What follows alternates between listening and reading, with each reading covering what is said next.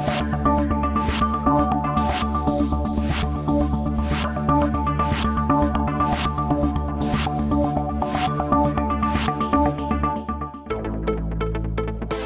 up this week, GM drops the price for the Bolt EV and EUV. Ford wants to change their sales model. DeLorean officially unveils their new EV, and more.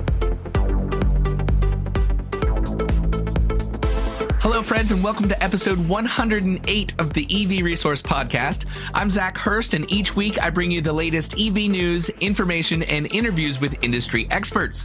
This week will be a little different. I'm actually doing the podcast live on YouTube. It's my first time trying this, but it's something I've been wanting to try out for a while and maybe transition to doing the podcast in this format for the future. If you haven't already, go ahead and hit like on the video, subscribe to the EV Resource channel, and hit the bell icon for notifications.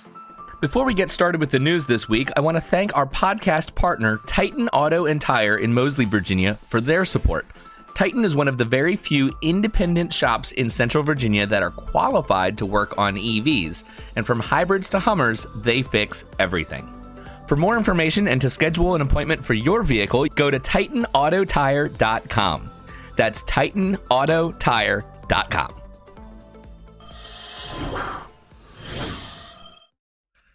All right, so on to the news this week. First up, we're talking about GM pricing the Chevy EV, the Bolt EV and Bolt EUV, rather, much less, actually. They've dropped the pricing on what was one of the least expensive EVs already. So now they've actually dropped the price quite a bit. It looks like they've dropped it by almost $6,000 on the Bolt EV and $6,300 on the EUV, making them now most likely the very, very least expensive EVs, brand new, that you can buy on sale today. This is actually pretty interesting that they've done this in the recent market with supply chain issues and costs for things going up and up and up for every vehicle. For GM to really dramatically lower the price for these vehicles is a big signal of their intent to sell them. Now, according to CNBC, this article here, they actually say that they reached out to GM and they didn't get a direct response. GM basically declined to comment on the profitability of the Bolt EV and EUV now with the lower pricing. It'll be interesting to see, because I can't imagine that there's going to be much of a profit margin at all at this point. Maybe they're going to even lose money on these. We don't know. I would expect, though, that this will definitely boost Bolt EV and EUV sales quite a bit. The market is looking for inexpensive EVs. Myself, I've been kind of shopping around. I mean, I always do. But I've been looking for inexpensive EVs, and it really looks like this might be a pretty good option. I have reviewed the refreshed Bolt EV. I haven't actually driven the EUV yet. They're basically the same. EUV is a little bit bigger. I think it's 6 inches longer and it's styled a little differently. And it does come with Super Cruise, so that's something you won't get in the Bolt EV. But honestly, they're going to drive fairly similarly, and I've reviewed the Bolt EV, the refreshed one, and it's really nice. The seats are a lot better. I like the styling better. In many ways, it's what GM should have built for the Bolt EV in the beginning, and one of the things that I said when I reviewed it is that it was like $5,000 to $10,000 too expensive. I just didn't see the value proposition for where it sat in the marketplace. So now with this price change, lowering it down to under $27,000 for a brand new EV, I'm excited about this. I'm not really a huge fan of GM these days just because of the personal issues I've had with my Spark EV. But honestly, if GM's going to come out and really aim for that entry-level market for electric vehicles, that's something that I definitely think we should all support.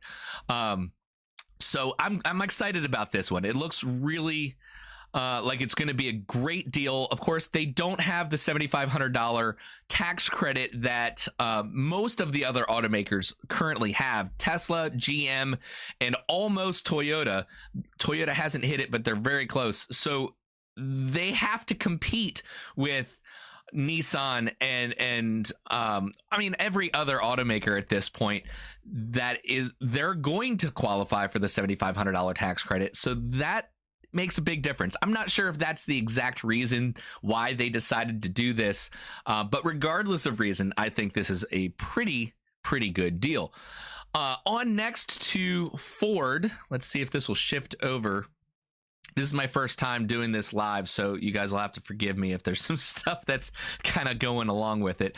Jim Farley is looking to shake things up. Of course, it's been a couple weeks, maybe a month or two ago, actually, that Ford announced that they were going to split their business plan.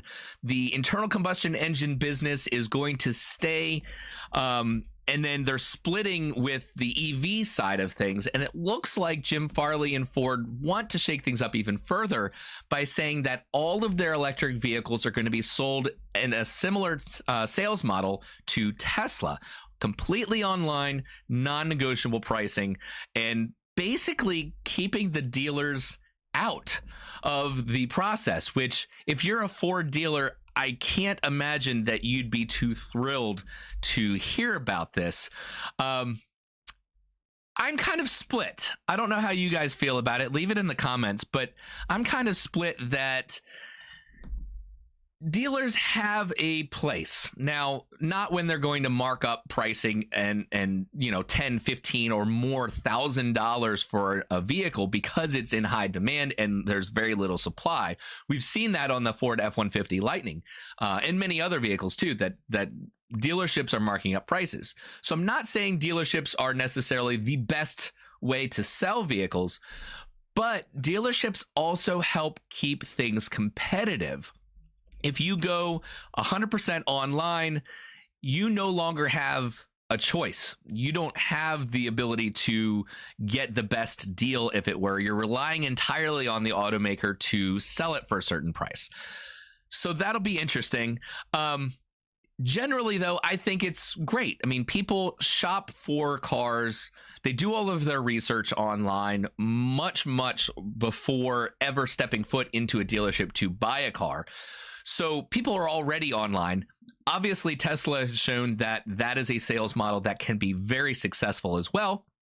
So it'll be interesting to see how this works out for Ford.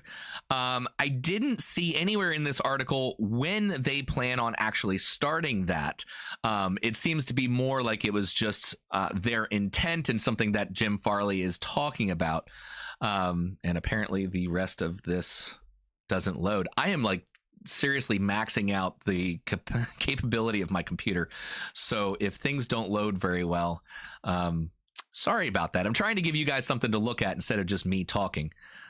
Yeah, page unresponsive. I'll wait. Actually, forget it. We'll go on to the next. I don't want to take up too much of your time. So CarMax has a lot of data. Naturally, they have a web page. People are searching for vehicles and certain terms on their web page.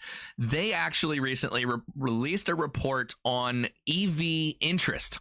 And this is something that Jennifer Senspa on Clean Technica had put out there, that basically CarMax from February of this year to March of this year received 1.5 times greater search volume for the term electric. So people are searching for electric vehicles, and likely the big cause of that is the jump in gas prices.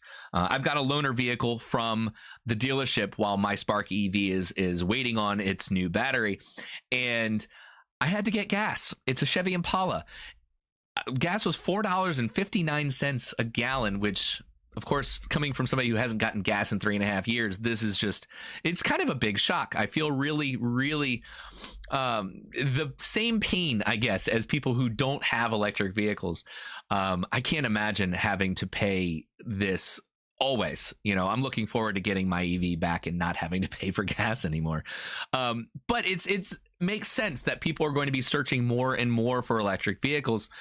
What I find interesting, though, is last week on episode 107, I can't speak. I was speaking about and sharing a report that I believe was EY. They were saying that only 7% of people here in the US are actually interested in an electric vehicle for their next car. And if you add in hybrids and plug-in hybrids, that number jumps to 29%, which really still isn't a lot. That contradicts with a lot of other reports that I've been seeing, and this one included, where people are searching, they're looking, they're going, hey, this is not something I want to keep doing, buying gas. What's the alternative? This report also says that EV test drives were noticeably up in the same period, about a year and a half. All right, 1.5 times the previous year. So you can see on this graph, let's see if I can get my pointer over there. I don't think my pointer is showing up on the screen. Anyway, you can see on the graph how much more significant. I mean, it's starting a real upshift on the curve there. So that's pretty significant. I'm not going to necessarily continue down this because it talks more about specifically CarMax stuff. If you're interested in what they have to offer, you can always check out their website. But we will go ahead and move on to the next. So this is coming from Bloomberg, saying that they expect EV sales to triple by the year 2025, but that's still not enough to reach net zero emissions. So one of the biggest reasons why a lot of people are interested in EVs or switching to EVs is because they are better when it comes to tailpipe emissions. They have none, and it's better for the planet. That's not the only reason to switch to an EV, and certainly wasn't the reason that I made that decision, but it is something that a lot of people are interested in. So I wanted to share this with you, that they are actually looking at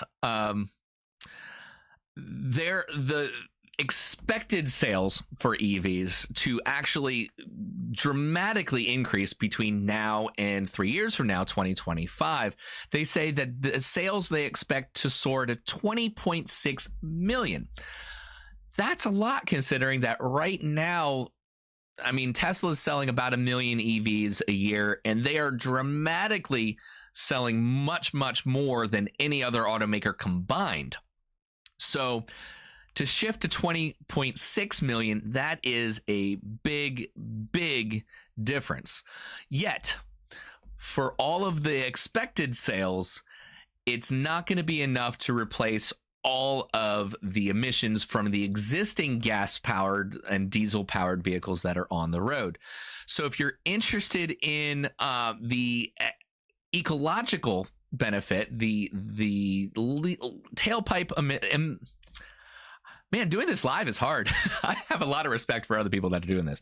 But the reduced emissions, it's just not going to be enough to get to net zero by then. So we need more. We need more EV sales. I'm all about that. I'm going to skip to the next article. I hope this is okay for you guys. This is something that I might be doing regularly. So obviously the more I do it, the better I'll get. And give me feedback. Seriously, like put it in the comments on the video. I definitely want to improve and make sure I can do things as good as possible. So the next story here is about Aptera, and I am kind of partial to them. One, because I like vehicles that are outside the norm, and certainly looking at the Aptera, it's definitely falls into that category. I do, in full disclosure, have a reservation for my own, so I put down a $100 deposit for the Aptera. So I am one of the 22,000 reservations that they have. A little bit about the Aptera: they do have different battery sizes. You can get a 25 kilowatt, 40, or 100 kilowatt hour batteries. The 100 kilowatt hour battery, they say, is going to provide 1,000 miles of range per charge. That's where this headline's coming from. Fred Lampert over at Lectrek wrote this.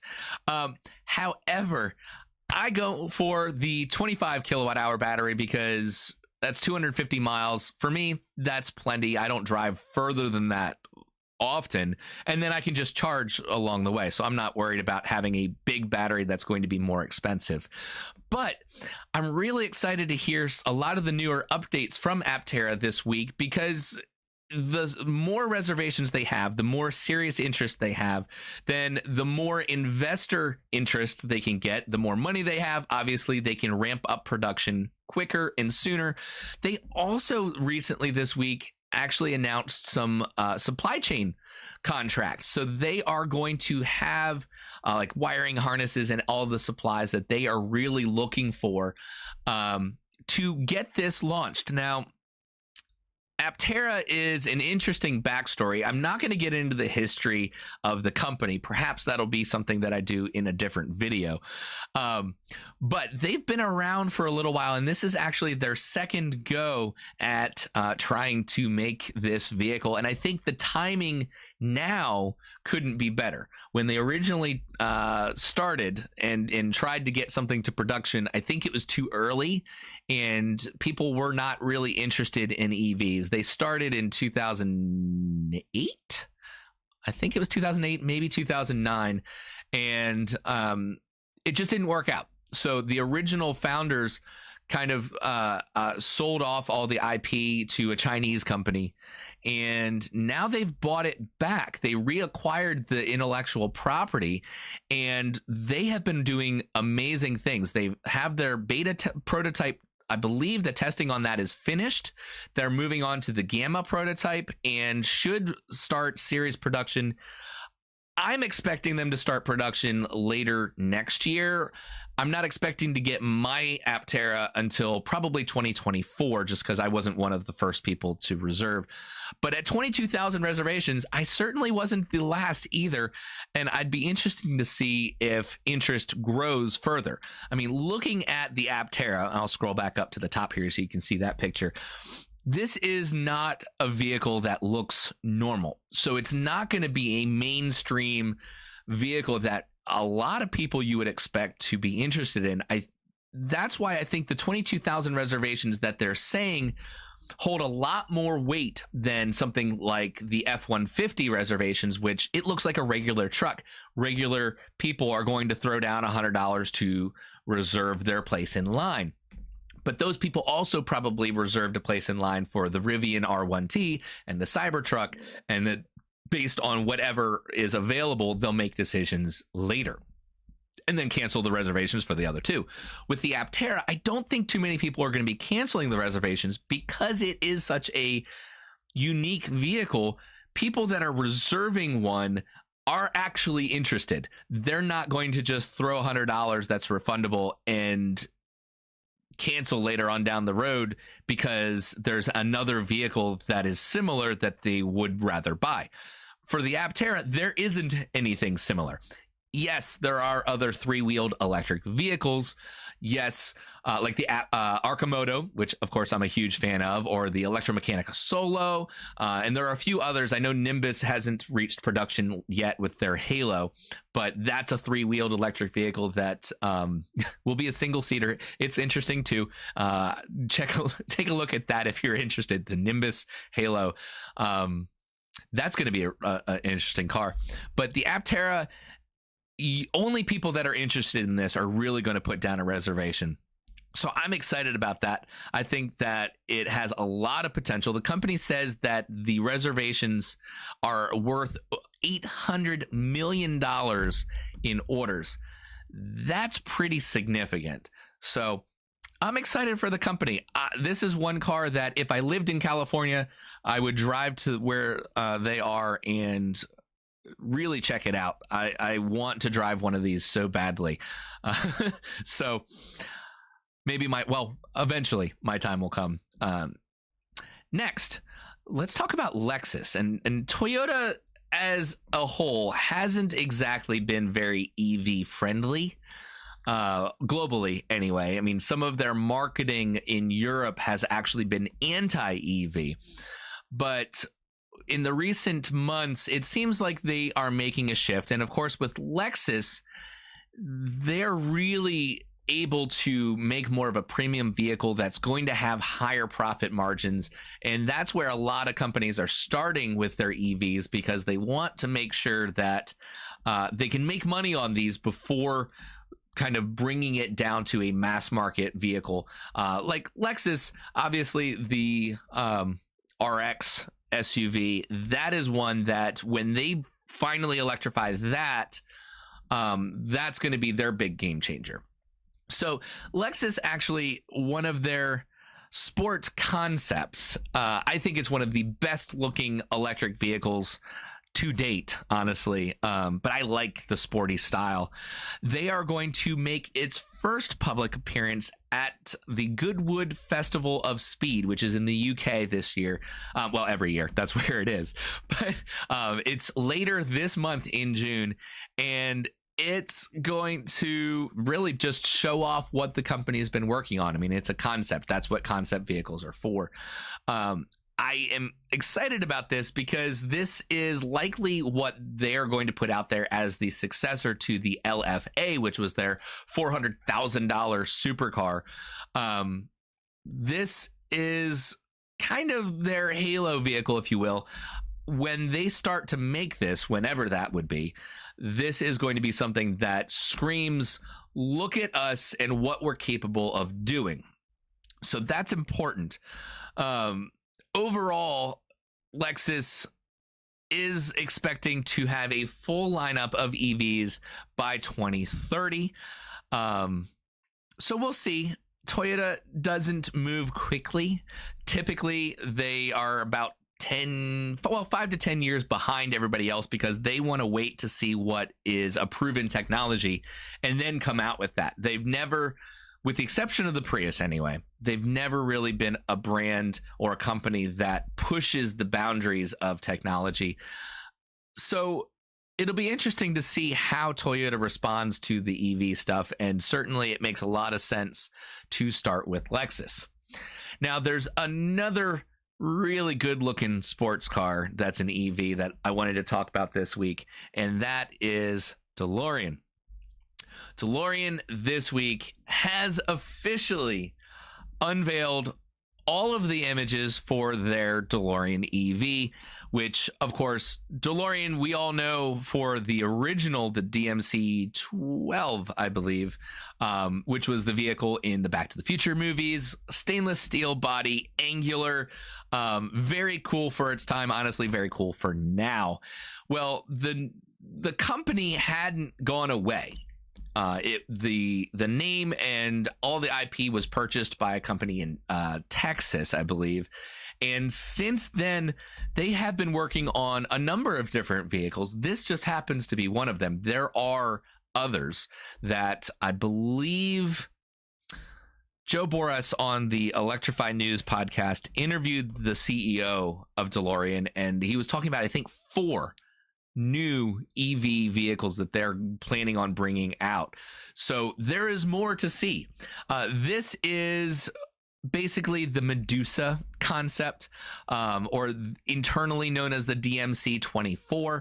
It's going to have 4 independent gull-wing doors, which is interesting because the renders, at least from what I can see, are only showing 2. So maybe we can dive into the pictures and see that a little bit further. But the specs on this are what make this really exciting. 100 kilowatt hour battery pack, which for I don't want to say bigger, but bigger car is somewhat standard these days. I mean, of course, the Model S had a 100 kilowatt hour battery pack for a while. The Lucid Air is a little bit bigger than that. And there are others. But they say it's going to have over 300 miles of range, 0 to 60 in under 3 seconds. And of course, being a DeLorean, they had to give the 0 to 88 mile an hour time frame. And of course, you know why if you've seen Back to the Future. They say 0 to 88 will come in 4.35 seconds, which honestly, I think that would even be good for a 0 to 60. So 4.35, 0 to 88. Top speed, they're projecting to be 155 miles an hour, which for most people is plenty. Pricing is going to be up there, though. You're looking at $175,000 for this. So if you look at competitors, you've got basically the Porsche Taycan, which is in a similar price range depending on trim and how you spec it out. And the performance is going to be similar, actually, with the Taycan. The Plaid Model S from Tesla, which, of course, is just going to destroy everything when it comes to 0 to 60. The Plaid, I think, starts now at like 130, 135 or so. So the Plaid would be less expensive, but it doesn't look like this. This is one of the best looking cars, I think, that I mean, they did some real work on the styling. Let me see if I can bring this up a little bit better here. So you get some side shots. That's cutting off the front. I don't know why it's cutting that off, guys. I'm sorry. But here's the back. Now, something that the original DeLorean had was the louvers on the back window. They brought that back into the styling. I think that is fantastic. That's something that's definitely a nod. Of course, the gull wing doors. The original DeLorean had gull wing doors. It was one of the things that made it so iconic. This does as well. I don't see 4, though. And so I'm actually a little confused about that. I'm seeing 2. Let me know what you guys think. If I'm missing something, obviously that's important. Let's see. Let me... minimalist interior, actually. I'm kind of surprised about that. I think they could do more. But yeah, I mean, take a look at this. That's a good looking car. If I had the money, I'd get one. And I think the reason is because it's a DeLorean and that name has so much associated with it. You know, there's a lot of brand recognition and you're not going to see too many of these. The biggest, well, I wouldn't say the biggest, but one of the issues I have with the Model S Plaid is they're making a ton. I mean, I see them fairly often, actually, and here in Richmond, Virginia, which we don't have a whole lot of EVs running around. But just the other day, I ran into an owner at a Sheetz, and he had a Model S Plaid, and we were talking for a little bit. So they're common. Something like this, it's not going to be common. It's definitely going to be something that's very rare and a head turner at that. I'm not sure why they're showing the wheel. I mean, that's cool, but whatever. I really like the back. This is a car that I could follow for quite a while. Not that the front isn't nice, too. I mean, the front looks pretty nice, but that is very nice. So let's see. What else is in here? I don't think there's anything more official for that. Yeah, not really. So there you go. What do you think of the DeLorean? I'm a fan. I like it. I'm excited to see this actually on the road, and that'll be good. So that's all I had for the news actually this week, and I've not been keeping track of time, so I have no idea if this has gone faster or slower. Actually, no, this is around the same time, about a half hour. So we'll go ahead and wrap things up. Before I do, a little update on my personal situation with my Spark EV. If you've been following along with the saga, as you will, it's been kind of a roller coaster. The story's been interesting. I had written an article that really just was picked up by a lot of people about GM no longer supporting the Spark EV, saying that there were no batteries and there wouldn't be, and owners were only getting offers for a buyback. Basically, GM would buy the car back because under warranty, they didn't have any other option. I was told this. Other owners were told this. I called around to multiple GM dealerships around the country asking about the part. They told me it was showing discontinued. So I wrote an article about it because I thought that was something that people needed to know. A couple days later, GM came out and said, no, we're supporting the Spark EV. Everything's fine. Owners will get batteries if they need them. And just don't look behind the curtain. Everything's fine. Well, I put my car into the dealership on April 7th. When GM came out with that official statement from the company, they told me personally that I was going to get a battery in a couple weeks and I'd be back on the road. Well, we're coming up on 2 months. My car is still at the dealership. The dealership has no ETA on a battery. None. they say that there aren't any batteries available and they don't know when new ones are going to be made. Not a single person from GM, even the district executive that was assigned to my case, dead silent. None of them have bothered to reach out and give me an update, not on my car or the entire situation about Spark EVs. In that same time frame, I have been contacted by other Spark EV owners that have had battery failures, and they are being told what I was told originally, that there are no batteries, there aren't going to be any batteries, and they're being offered a buyback. Well, that's contrary to the statement that GM put out. So I don't know what to think at this point. I'm not being offered a buyback anymore. I'm sure if I asked for one, I could probably get them to start that process again, but I don't want that. I want my car, and I want a new battery because obviously the old one failed, or I think probably one cell failed and maybe drew down the two on either side of it, where if it weren't under warranty, I'd rip the pack apart and repair it and fix it myself. And I probably could have had that done by now. 2 months is a long time to wait, and it doesn't look like there's any end in sight. So if you have a Spark EV and you're having some similar issues where you're waiting on a battery from GM and you haven't already reached out and let me know, send me an email to hello@ev-resource.com, because I'm trying to kind of collect all of the stories from everybody. I'm undecided yet on whether I'm going to write another article or not. I will reach out to GM for an official response to the situation now before I do that, because I definitely want their take on it, if you will.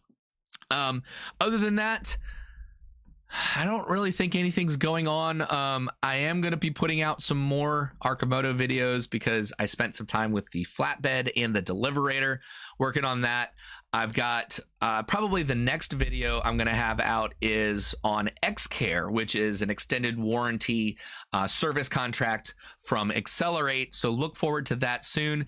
If you haven't subscribed to the channel, go ahead and hit subscribe, follow along, hit the bell for notifications. That way, all of the future videos for EV Resource, you'll get notified about them and you can check it out.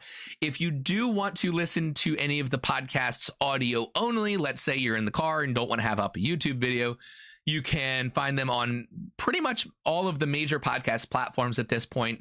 Also on the webpage, ev-resource.com, under the podcast section. So thank you, those of you who have been with me. Looks like I've got comments from family. Woohoo! Thanks for supporting me, guys. John, let's see what you got here. Sorry, I've been looking at that because I've had the other page up. Yes, I completely agree that more people are going to be interested in the Aptera once they see them on the road, or at least curious. Seeing EVs and riding in an EV is the best way to sell it. So yeah, certainly once you see them on the road, I think that'll make a big difference.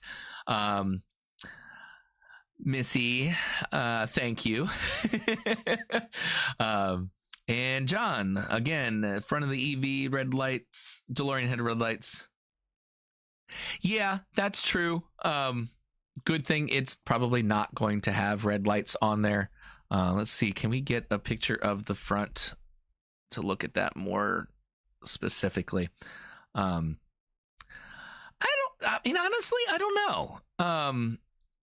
They're similar in styling, but I don't think you'd see the front or the back of a car. Yeah, let's go back to that one. Looking like, well, yeah, I can kind of see what you mean. If they had headlights more into the fender, I think that might make it look more like the front of a car. So I can see what you mean on that. Yeah, I don't know. We'll see. I mean, that's one where I think looking at it once it gets on the road, yeah, then it'll be good. You got their official statement originally. They were being transparent then. Well, we'll see. I mean, I don't know.